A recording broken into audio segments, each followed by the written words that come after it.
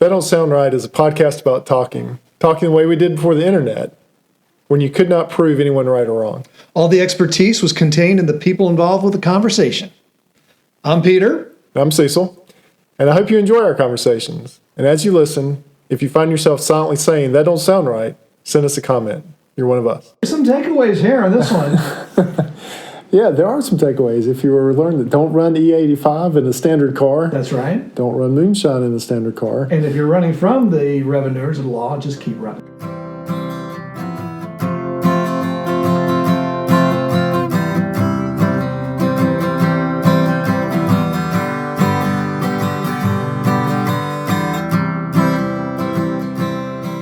Welcome back to another episode of That Don't Sound Right. It's a podcast about talking, but this week it's a podcast about moonshine? Moonshine. Well, we're your co-hosts. I'm Peter Bielman. I'm Cecil. And, this is Cecil's idea. Part of, if you remember, and if you're new to the podcast, one of us will pick in a topic, and instead of killing the conversation with fact-checking or Googling it, we'll just try to figure it out.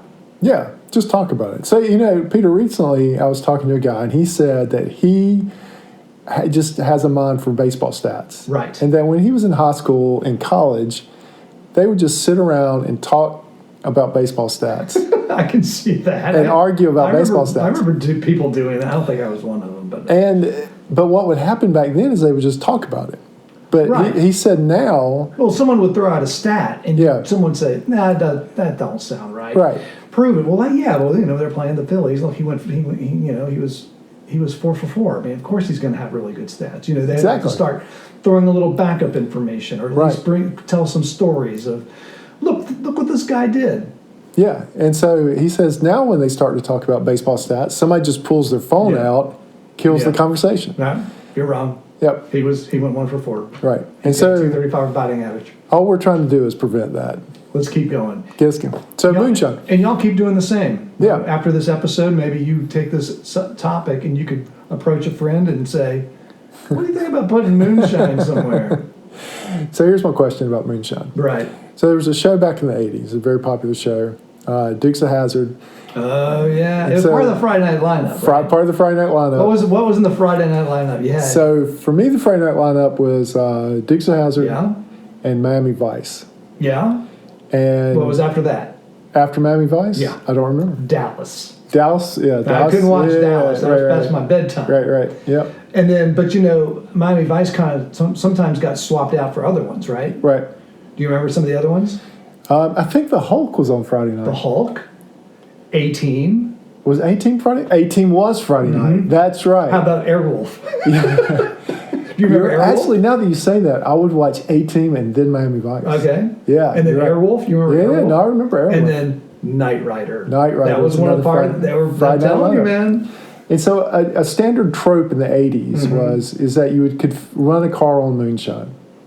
So like you're running from something, you run out of gas, and you would run a car on moonshine. But that came from Dukes of Hazzard. Well, there was a specific episode. So Uncle Jesse, the federal government said. So Uncle Jesse was kind of the patriarch of the family of the Dukes family, right? The Duke family, and so he had made an agreement with the feds not to produce moonshine to keep his nephews out of jail. Because they were also part of the business. Yeah. And so, but there was an episode where they came to him and said, hey, Uncle Jesse, would you make moonshine? We're going to try to use it as an alternative fuel. Who asked them to do this? The federal government. The feds do that? Yeah. All right. Yeah. And so there's a whole episode, whole episode about them running cars on moonshine. And so my question is, can you run a car on moonshine? And you're a good guy to ask this because you've run a car on vegetable oil. I've run it on used vegetable oil, I bought that diesel, and I converted the vehicle so it could run on either diesel or use vegetable oil. But that's a totally different topic. So, in theory, you can run one on alcohol because we run ethanol in cars. Right. 15% alcohol. What's that? Because there's 15% alcohol in ethanol. 10%. That's when you see it on your gas pumps. It usually says may contain up to 10%. And people don't like that because, like, if you're running it in a small, like, lawnmower, it tends to, that people think it tears the mower up. Well, this is what happened. Ethanol attracts water. Yeah. All right. Let's go back to chemistry. Right. This is where Scott perks up. So, he's gonna test my chemistry knowledge. Right. We like to, we're working on lumping all our episodes into different categories. So this could be the automotive category, but we're starting to get into the chemistry subcategory. Right. But yeah, so no, what happens is ethanol actually attracts water. Right. And so ethanol it pulls in the water, it can pull in the humidity, and then it just starts to turn into water. Right. Then it separates. Now you got water in your gas, it gets into your carburetor, and you can imagine putting an ethanol type of gas in your boat where you're all around water all the time. Right. One of the boat mechanics said the greatest thing that ever happened to him was ethanol and gasoline, because he was busy all the time fixing these boats. But you're right. 10%, up to 10%, and then some cars actually say, are rated for something like E85. Right? Go 85%. Alcohol? Ethanol, yeah. Really? E85. It'll say E85. Right, but what's the ratio of gas to alcohol? It'll be 85% ethanol, 15% gasoline. Really? E85, yeah. Wow. Yeah. So you really could run. Technically, you could run a car. You're essentially doing it on moonshine. On moonshine. So yeah, the sheets up the straight, you can buy E85, and it's actually less expensive than. So now your combustion's got to be tweaked for that. I do know that. Like you're on a car, your combustion has to be set a little differently, and your hoses have to be a little different. The car has to be set up for E85. That's right. Yeah, it has to be rated for E85. Like, I know my car, it says E85 with a circle and a slash around it. Like, do not put E85 in my car. So I just don't know if they could run a 1970 Chevelle or Charger. It was a Dodge Charger. I don't know that you could run pure grain, pure corn mash alcohol. Okay, here's some of the through a 1970 Dodge Charger. You know, most moonshine, they cut it, right? So it's not. So now you're dealing with water. E50. Right. Right? Yep. And water. Yep. That's the first problem. Yep. The second problem is ethanol doesn't have as much energy in it as petroleum. Yes. So you've got this nice beefed up Dodge Charger with, I don't know what, 450 cubic inch engine. Yeah, probably. Quad carburetor. Yep. Headers. Cam. This thing is ready to rock and roll, and you put this alcohol in it. It's not, I don't think you're gonna be happy with it. I don't think you are either. But you're right. I thought there's something about the timing you would have to adjust if you really wanted to make it run right. Yeah. You might even have to change the jets. Yep. Make sure it gets the right amount of fuel. Well, there is a computer setting inside the computer. I do know that. Well, you can flip it over. Uncle Jesse didn't have a computer on his computer. No, he did not. He did not have a computer. So, we'll probably just jump into the words of wisdom at this point in the show. This is usually midpoint in the show. So we're midpoint in the show. So words of wisdom for a moonshine-based show is, when you're running from the revenuers, revenuers, that's kind of just a weird word. Revenuer? Yeah. Well, so you're running from the law. Running from the law, but the revenue department is who used to chase moonshiners because they were dodging the tax on alcohol. I gotcha. So the revenue department. This goes back to our origin story here. Yeah, it does. Why you can't make your own moonshine. Exactly. Because the revenuers, they want a piece of you. So if you're running from a revenuer, or you're running from anything, like even if you want to get back to our bear episode, if you're running from a bear, just keep running. You don't need to look back and see if the revenuer or the bear is gaining on you. That's a fact. Right. You just need to run. You ever notice that on football games? What's that? When a guy breaks away, he rarely looks back. Right. You shouldn't. And the guys that do look back immediately get tackled. Yeah. But the guys that don't look back, they generally can outrun because they are focused on where they need to be. And where they need to be is where the other guys are not. So there's your words of wisdom. If you're running from something, concentrate on your running. Don't concentrate. Because if you get caught, you get caught. That's right. It doesn't matter. Anyways, back to the moonshine. So I think we've established that you can run a car on moonshine. I think it can happen. But I just don't think it could have been an old car. Yeah, I think you could. I think you could. I just don't think it's going to run good. No. And well, here's the thing. As we moved out of the 70s into the 80s, a lot of cars developed NOx. Right. Do you know why they developed NOx? They developed NOx because we took lead out Yes. and the octane levels Yes. dropped. Right. So we had to put more octane in the gasoline to Right. prevent, you know what the term is? What's that? Pre-ignition. That's what Yes. knocking is. Right. So yeah. So we used to have 100% octane fuel. Were they 100? Was it 100% octane? I think so. I think when those that's- engines were developed, it was 100% octane, and it was leaded because the lead would allow them to get those octane levels up to 100. Okay. There was actually higher than 100% octane or 100 octane fuel. You get 110. No kidding. Yep. I don't remember that. Yeah. So when they took the lead out, they had to drop the octane levels. And when they dropped the octane levels, those engines, those 70s engines were Right. designed for at least 100, like 95 to 100 Okay. octane fuel. Okay. Yeah. And so now you had to get back in there and adjust those carburetors to run on fuel that was lower octane. All right. Yeah. Okay. Same thing with alcohol. Right. Yeah. But so this gets into a somewhat of a sticky debate. What's up? Should we really be putting our food source into our fuel tanks? Right? I mean, Well- we're growing corn. Yes. We're subsidizing the cost of this Yes. to get more grain alcohol Right. to put into our tanks and burn it. Yes. Should we be doing that? It seems like a little odd, doesn't it? I mean, it seems really odd to me. Yeah. I mean, This is actually a big subject about how much grain we would use for fuel. Like I've heard people debate this. how much we're using right now? Right, how I mean, much because we're we are using. using a lot right now. Yeah, I know. Should we be? Right. I mean, we're thinking about the food shortages. Yeah. Can we? I mean, I don't know, man. Yeah. That don't sound right.